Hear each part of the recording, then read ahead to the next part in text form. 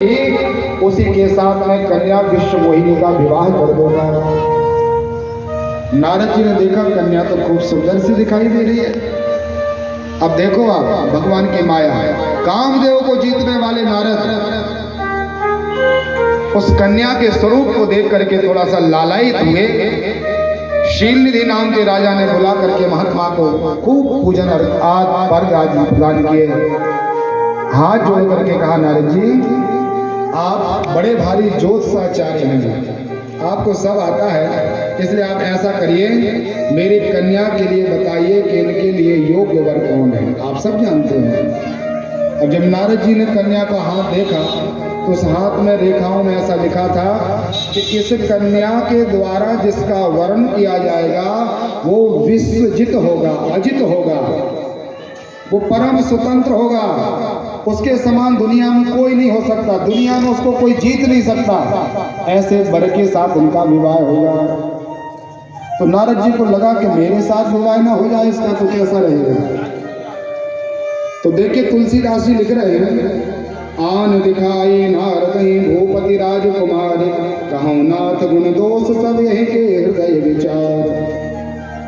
130। महात्मा नारद जी ने स्वरूप देखा और रूप देख करके देख रूप मुनि विरति विसारी, बड़े बार लगी रही निहारी। बार बार कन्या को देखते हैं, लक्षण तास बिलोक भुलाने, हृदय हरस नहीं प्रकट बकाने, जे यही वरय अमर सोई होई, समर भूमि ती जीत न कोई, सेवहि सकल चराचर ताई, वरय शील निधि कन्या जाई। तो महात्मा नारद जी ने जो लक्षण थे सब छुपा लिए, लक्षण सब विचार और राखे, हृदय में रख लिए, और कछुक बनाए भूप समभाखे। बना करके ज्योतिषी लोग यहाँ वहाँ की बातें बना के दे देते हैं, ऐसे ही नारद जी ने जो बताना चाहिए वो बताया नहीं, और जो नहीं बताना चाहिए वो नारद जी ने कन्या के लक्षणों को प्रकट कर दिया और कहा भगवान हमें जल्दी जाना है, अब हम आपको बस इतना ही समय दे सकते हैं। नारद जी चले गए और एकांत में पीपल के पेड़ के नीचे बैठकर विचार करने लगे कौन सा उपाय किया जाए कि एक कन्या हमें प्राप्त हो जाए।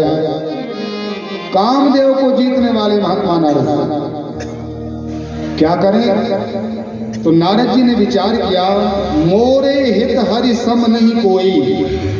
भक्त भक्त होता है, कैसी भी परिस्थिति में चला जाए, वो यहाँ वहां की आशा नहीं करता, उसको तो एक भरोसे, एक बल, एक आश विश्वास। नारद जी की गति केवल भगवान नारायण है। तो विचार किया, मोरे हित हरि सम नहीं कोई, यही अवसर सहाय जो हो। इस समय सहायता करने वाला कोई दूसरा नहीं, केवल भगवान नारायण ही है, तो क्यों ना उन्हीं के पास चले।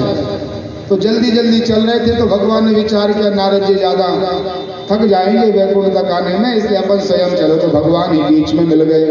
अरे महात्मा नारद जी कहाँ चले जा रहे, बहुत जल्दी जल्दी। बोले भगवान आपके ही पास आ रहे थे, बड़ी कृपा कर दी आपने, आप हमें प्राप्त हो गए, क्या चाहिए महात्मा। बोले नारद भगवान आप बार बार कहते थे कुछ मांग लो मांग लो मांग लो, मैंने आज तक कुछ नहीं मांगा। भगवान ने कहा आज मांग लो, मैं तो देने के लिए खड़ा हूँ, हर क्षण आपसे कहता हूँ कि नारद जी आप मेरे भक्त को कुछ मांगिए। बोले भगवान आज समय आ गया, क्या चाहिए। आपन रूप दे हो प्रभु मोहि, आपन रूप दे हो प्रभु मोहि, आपन रूप दे हो प्रभु मोहि, आपन रूप दे हो प्रभु मोहि, आपन रूप दे हो प्रभु मोहि, आपन रूप दे हो प्रभु मोहि, आपन रूप दे हो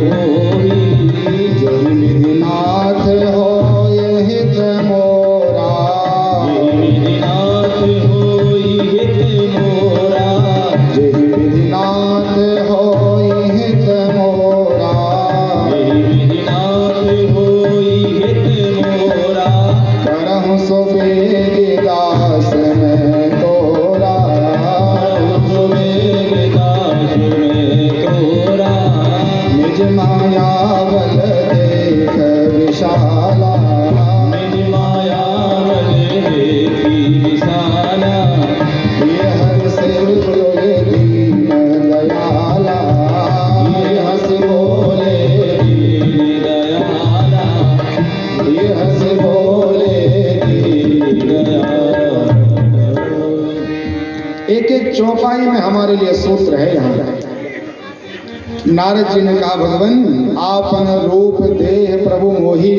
हे भगवान, आपके समान संसार में कोई सुंदर नहीं है, इसलिए मैं चाहता हूं कि कुछ समय के लिए किराए से आप मुझे अपना रूप दे दीजिए। ये तो मांग लिया, लेकिन नारद जी ने विचार किया कि हम जो मांगते हैं कई बार वो अच्छा नहीं होता। अपन भगवान से कितनी प्रार्थना करते हो और वो भगवान सुनते नहीं। कई बार ऐसा होता उससे भी लाख गुना अच्छा हो जाता कुछ समय बाद, उस समय नहीं होता। लेकिन हमारा मांगना सीमित है, भगवान का देना विस्तृत है। नारद जी ने इसके बाद एक लाइन जोड़ दी, जेहि हित विधि हो ये नाम थे हित मोरा। आप रूप तो हमें अपना दे दीजिए, लेकिन भगवान जिस प्रकार से मेरा हित हो वह काम करना। भक्त के लिए, साधक के लिए ये लाइन जरूर भगवान से जोड़कर कहना चाहिए। आप अपनी कामना भगवान को बोलो, जरूर बोलो, लेकिन बाद में ये कह दो कि भगवान मुझे नहीं पता किसकी प्राप्ति में हमारा लाभ है या हानि है। आप सब जानते हो भगवान किसके बाद हमें क्या होने वाला, इसलिए आप वही करना जो हमारे हित में हो। ये नारद जी ने कहा है। तो भगवान ने कहा, जिहि विधि हो ये परम हित। नारद जी, आपके हित की बात तो दूसरी है, आप मेरे भक्त हो, इसलिए जिहि विधि हो ये परम हित नारद सुनऊं तुम्हारा। जिसमें तुम्हारा परम हित होगा वो कार्य मैं करूंगा। सोई हम करब न आन कछो वचन न मृषा हमार। झूठा नहीं होगा वचन। अब तो नारद जी को लगा कि हमें तो रूप मिल ही गया महाराज। अब यहाँ पर तुलसीदास जी लिख रहे हैं, कुपथ मांग रुच व्याकुल रोगी, वैद न देय सुनहु मुनि जोगी। डॉक्टर के पास जाओ, खूब रोगी हो, और डॉक्टर आपको कह दे कि आपको पथ्य का आश्रय लेना है। गोलियों के साथ साथ आपको अपने जीवन में थोड़ी सी सावधानी रखनी है। यदि आप पथ्य का आश्रय लेंगे, संयम से रहेंगे, जो मैं नियम बता रहा हूँ वैसा भोजन आचार विहार करोगे और हमारी दवाइयों को खाओगे, तो निश्चित रूप से आपका रोग मिट जाएगा। और हम क्या चाहते हैं, केवल गोलियां पाते जाएं, व्यवहार में कोई अंतर ना करें। हमें महाराज कोई उपाय मत बताओ, आप तो गोलियां दे दो। तो कितनी भी गोलियां खा लो, आपका रोग मिटने वाला नहीं है। इसी तरह आध्यात्मिक रोग जो हमारा है, उस रोग की टैबलेट है भगवान की कथा। और पथ्य जीवन, संयम हमारा क्या है, वेद के अनुसार हमारे जीवन को जीना, पुराणों के कहे अनुसार हमें मर्यादा में रहना। हम टैबलेट तो खाते रहते हैं, लेकिन व्यवहार में जो संयम आहार विहार होना चाहिए उस पर कोई विश्वास नहीं करते। तो हमें कथाओं का, भगवान के नामों का, सत्संग का जितना लाभ मिलना चाहिए, लाभ तो मिलता है, लेकिन जितना मिलना चाहिए वो पूरा लाभ हमारा प्राप्त नहीं हो पाता। भगवान ने कहा, नारद जी तुम्हें बड़ा भारी काम का रोग लगा है और तुम चाह रहे हो कि उस रोग में हम आपको और रोगी बना दें, तो हम कृपा सिंधु थोड़ी माने जाएंगे। दया निधान भक्त वत्सल, हमारा नाम भक्तों के ऊपर अनुग्रह करना है, इसलिए नारद जी हम वही काम करेंगे। तो भगवान ने बंदर बना दिया नारद जी को। गुरुजी कहते हैं कि पहले बंदर बनो तो बाद में सुंदर बन जाता है व्यक्ति, और यदि जो पहले सुंदर बन के घूमता है उसको फिर बाद में बंदर बनना पड़ता है। दूल्हा देखो कैसे सुंदर बन के जाता है, और फिर स्त्री के वश में रह करके बंदर की तरह नाचता है। मैं नहीं बोल रहा हूँ, ये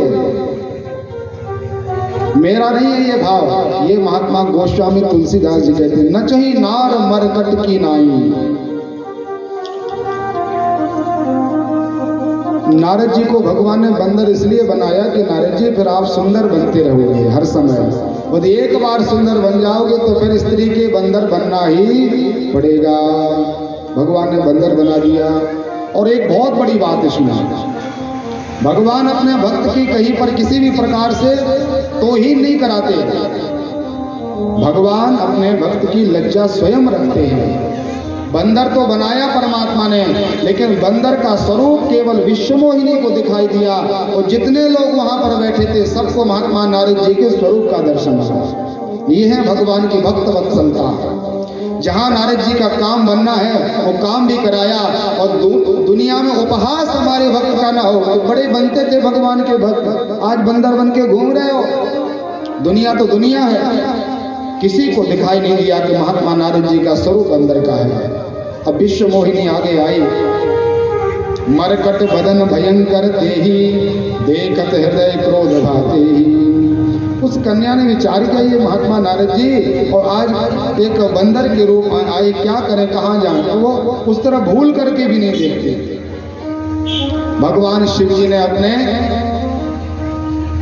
प्रेस वालों के लिए, पत्राचार वालों के लिए भेज दिया। 2 गण भेजे भगवान शिव ने, सीधा सीधा प्रसारण करते रहना क्या हो रहा है वहां पर। तो भगवान के गण बैठे हैं और भोले बाबा को मौन भाषा में समाचार देते चले जा रहे हैं हमारे ऐसी ऐसी बात है। अब क्या हुआ, तो भगवान के गणों ने परमात्मा शिव से कहा, भगवान जहां पर महात्मा नारद जी बैठे हैं, जिही दिस बैठे नारद फूली, सो दिस तिही न बिलो की भूली। भगवान जिस तरह नारद जिस दिशा में बैठे हैं वो राजकन्या एक तरफ भी भूल कर भी नहीं उस तरफ देखी। तो भगवान ने विचार किया बंदर बनना बहुत अच्छा है। यदि बंदर बन जाओ तो भगवान की माया से बच जाओगे। तो भोले बाबा ने तत्काल हनुमान जी का रूप धारण कर लिया। बोले हनुमान जी महाराज की। भगवान ने कहा तो बंदर ही बनेंगे, क्योंकि जो बंदर रहता है बंदर की तरफ माया भूल करके भी नहीं देखती। नारद जी की तरफ भूल कर नहीं देखा उसने। भगवान बड़े प्रसन्न हुए। नारद जी देखते कि इस तरफ जा रही तो उठ करके उसी तरफ खड़े हो जाते। नारद जी देखते पश्चिम दिशा में जा रही तो उसी कुर्सी पर जाकर के बैठ जाते कि अब तो देख लेगी। काम को जीतने वाले महात्मा नारद जी आज साधारण कामी पुरुष की तरह नाच रहे हैं। ये भगवान की माया है। देवी हे सा गुणमयी मम माया दुरतया। परमात्मा की दिव्य माया है। भगवान ने विचार किया कि नारद जी को बहुत परेशान न किया जाए, तो वहीं पर एक रूप बना करके भगवान प्रकट हो गए। बोले भक्तवत्सल भगवान की जय हो। धरि तनु धरि नृप तनु तह गयो कृपाला, कुंवर हरस गए मेले हो जय माला। दुल्हन ले गयो लक्ष्य निवासा, नृप समाज सब भयो निराशा। परमात्मा आए, भगवान को देख करके उस विश्व मोहिनी कन्या ने भगवान का वरण किया। परमात्मा दूल्हा और वो कन्या दुल्हन दोनों लेकर के अपने अपने स्थान को पदार्पण किए। नारद जी को लगा मानो दुनिया का सभी प्रकार का राज्य हमारा समाप्त हो गया, हम तो मरने के लायक बचे, हमारे मानो प्राण निकल गए हों। बड़े विकल हुए महात्मा नारद जी के, भी कन्या कैसे मिलेगी। रोने लग गए महात्मा नारद जी भगवान की माया में। तो शिव जी के गणों ने नारद जी को प्रणाम किया और कहा भगवान आप ऐसी चिंता न करें, आप अपना मुख शीशे में देख के आए कि आप कैसे हो। पानी में इन्होंने अपना सिर देखा और सिर में क्या देखा, भगवान ने अपना स्वरूप तो दिया नहीं, परमात्मा ने बंदर मुझे बना दिया। हरि शब्द जो है ना वो व्यापक शब्द है। इन्होंने कहा था कि हे भगवान आप हरि का रूप हमें प्रदान कर दो। तो हरि के कितने शब्द होते हैं। हरि बंदर कहलाता है, हरि मरकट कहलाता है, हरि सर्प कहा जाता है, हरि को कुआं कहा जाता है, हरि भगवान नारायण भी हैं। आप लोगों ने पढ़ाई में पढ़ा होगा हरि गए हरि के पास, हरि बैठे उदास, आदि आदि। तो भगवान ने तो हरि का ही रूप बंदर का दिया, लेकिन नारद जी को बड़ा क्रोध आया। अब क्रोध में व्यक्ति क्या क्या बोल देता है ये यहाँ सुनने लायक है महाराज। 135 अध्याय श्लोक के बाद महात्मा नारद जी बड़े व्याकुल हैं और भगवान के पास जा रहे हैं। दौड़ करके बैकुंठ जाएंगे, भगवान को बताएंगे आज उनका पाला मेरे से पड़ा है। अभी तक उनको पता नहीं कि कुछ भी करते रहो, परम स्वतंत्र न सिर पर कोई, अरे जैसा आए तो वैसा करते चले जाते हैं। आज नारद जी से उनकी भेंट हुई है, आज पता चलेगा भगवान को। पुनि जल देख रूप निज पावा, तदपि हृदय संतोष आवा। हरकत अधर कोप मन माही, सपथ चले कमलापति पाही। हूँ श्राप की मरे हूँ जाए, जगत मोर उपहास कर। बीचहि बंध मिले धनुजारे, संग रमा सोए राजकुमार। बोले मधुर बचन सुर साये, मुनि गाँव चले विकल की नाय। सुनत बचन उपजायति क्रोधा, माया बस न रहा मन को। पर संपदा सकहि नहीं देखे, तुमरे ईर्षा कपट विशेष। मत सिंदूर रहि मोरायहु, सुरन तेज विष पान करहु। असुर सुरा विष पान करहि, आप रमा मन चार। स्वार्थ साधक कुटिल तुम, सदा कपट व्यवहार। परम स्वतंत्र न सिर पर को, भायहु मनहु करहु तुम को। भलहु मंद मंद हूँ भल करहु, विषमय हरस नहीं कछु। कतहि डरहि परिचय सब काहो, अति असंग मन सदा उछाहु। रम शोभा शुभ तुमहि न व्यापा, अब लग तुमहि न काहू साधा। भले भवन अब वायन लीना, पावहु भल आपन लीना। पंचहु मोहि जवन धर रेहा, सोई जन धरहु श्राप ममेहा। ओ कपिया व्रत तुम कीन्हे हमारी, करहइ कीस सहाय तुम्हारी। मिलु कृपार कीन तुम मारी, नारी बिरह तुम हो दुखारी। नारी बिरह तुम हो दुखारी, नारी बिरह तुम हो दुखारी। महाराज के और फड़कने लगे, आंखें लाल हो गई। भगवान को क्रोध में भर करके दौड़े और देखा तो सामने राजा की वो कन्या और भगवान दोनों हैं। अभी तो नारद जी को ये पता नहीं था कि भगवान के पास गई वो कन्या। आज देखो देखो कितने चालाक हैं। उस कन्या का विवाह करके स्वयं चले आए और क्रोध बढ़ गया महात्मा का। वो कहा भगवान, दूसरों की बड़ाई आपको देख ही नहीं जाती, आपके बराबर ईर्ष्यालु दुनिया में मैंने कोई नहीं देखा। अरे मेरा काम बनने वाला था, आज एक विवाह हो जाता तो क्या चला जाता आपका? क्या हो गया नारद जी? बोले सब पता है, पूछते हो? समुद्र में से विष निकला तो शिव जी को दे दिया, लक्ष्मी जी निकली तो स्वयं ले ली, जितना भी मदिरा आदि निकला तो राक्षसों को प्रदान कर दिया, राहु केतु अमृत पाने के लिए गया तो उसका स्वरूप छेद कर दिया। अपने आप को क्या जानते हो? आपने मुझे कपि की आकृति प्रदान की है, तुम्हें भी मनुष्य बनना पड़ेगा। और तुम इसी तरह जैसे मैं भी रहे में व्याप्त हूँ एक स्त्री के लिए, इसी तरह आपको भी स्त्री का वियोग होगा और यही मरकर यही बंधन आपकी सहायता करेंगे। ये नारद का श्राप है। भगवान ने सिर्फ काम किया। भगवान ने कहा नारद जी और कुछ बोलना है तो बोल दो, कोई क्रोध नहीं परमात्मा का। पूरा श्राप महात्मा ने, शिव जी ने, भगवान नारायण ने अंगीकार किया। और नारद जी बताओ क्या करना है? अब भगवान को लगा कि इनका थोड़ा सा जो माया का पर्दा है वो हटा देना चाहिए। तो जो माया में भगवान ने इनको मोहित किया था, जैसे ही भगवान नारायण अपनी माया को निवारते हैं, जब हरि माया दूर निवारी, नहीं पह रमा न राजकुमारी, तब मुनि अति सभीत हरि चरणा, गए पाहि प्रणतारित हरना।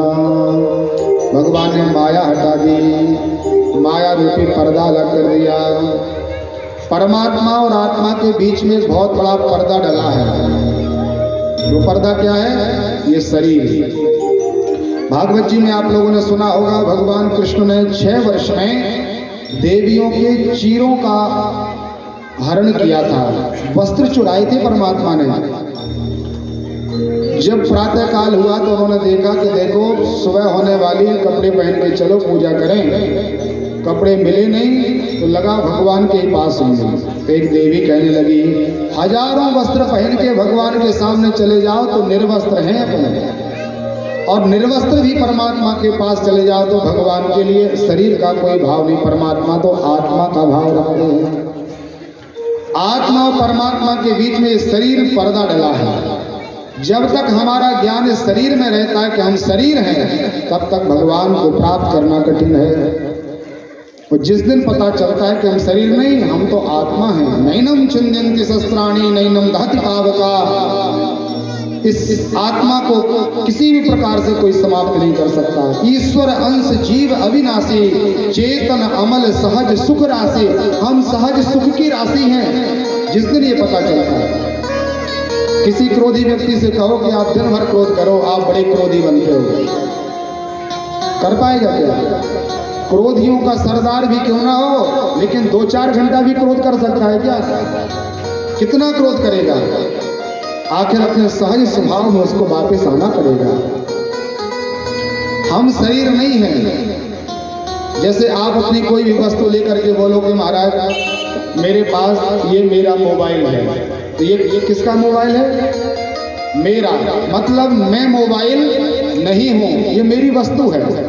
ठीक इसी तरह मैं इस हाथ को इशारा करूं कि ये क्या है, तो आप क्या बोलोगे? पंडित जी आपका हाथ है, मतलब ये मैं नहीं हूँ, ये मेरे नेत्र है, ये मेरा सिर है, मेरा ये शरीर है, ये मेरा है, मैं नहीं हूँ। तो मैं क्या हूँ? इस पर हमें विचार करना चाहिए। ये सब कुछ मेरा है, शरीर संसार मेरा है, तो मैं क्या हूँ? मैं केवल आत्मा हूँ। आत्मा के अतिरिक्त हमारा कुछ भी नहीं है। ये शरीर कुछ समय के लिए मिला है और यहीं पर छूट के चला जाएगा। और जो आत्मा अनंत काल पहले थी, मरने के बाद भी आत्मा तो बचेगी, आत्मा तो साथ रहेगी। इसलिए महात्मा नारद जी का वो माया का पर्दा जब हटाया, जब आत्मा में रमण करने लगे महात्मा नारद जी, और देखा कि ना तो वहाँ कोई राजकुमारी है, ना कोई वो दुल्हन है, वहाँ ये सब भगवान की माया थी। कोई नगर नहीं है, कोई श्रीनिधि नाम के राजा वहाँ पर वास नहीं करते, सब परमात्मा की माया है। तब भयभीत होकर के भगवान के चरणों में लेट गए। बोले भक्तवत्सल भगवान